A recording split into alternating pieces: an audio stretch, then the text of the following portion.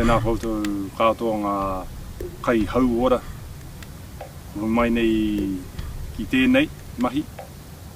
Ngā mahi e pāna ki ngā Atua, ngā Kaitiaki, ngā Tifua, ngā mahara mai.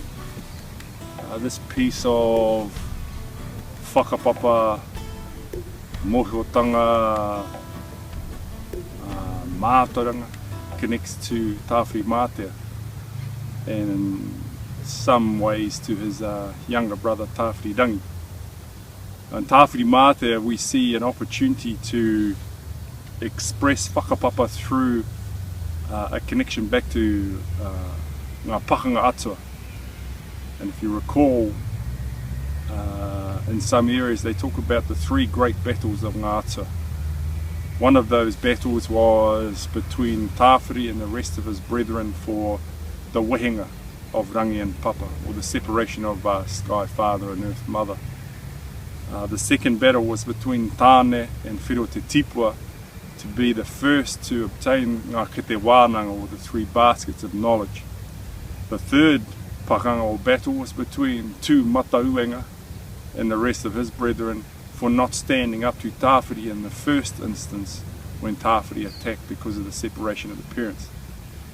And what we're trying to show here is that in some ways, if we choose to take this pathway, this ara, to mōhiotanga relating to Tāwhiri-mātea, when we choose a particular activity and we step outside and it's a windy day, or the tohu from Tāwhiri are present, in a non-Māori context, those are the days that are often seen as ones that we shouldn't train in.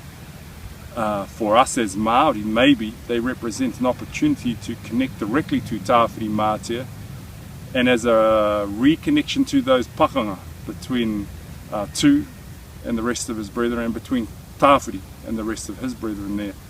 So that when we engage with physical activity and we're moving quickly through Tāwhiri, and we can start to hear his tohu or his karanga in our ears when the wind or Tāwhiri is rushing past us, that maybe those are the days we should be out interacting with Atua directly.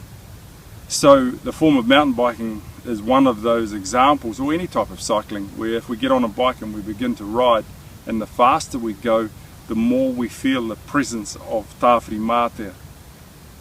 For a lot of people, when it gets windy, they choose not to ride a bike, but maybe for us as the progeny of two matauenga, those are the days we should go out to carry on that battle between the Atua that represents us and the Atua that represents Tāwhiri-mātea.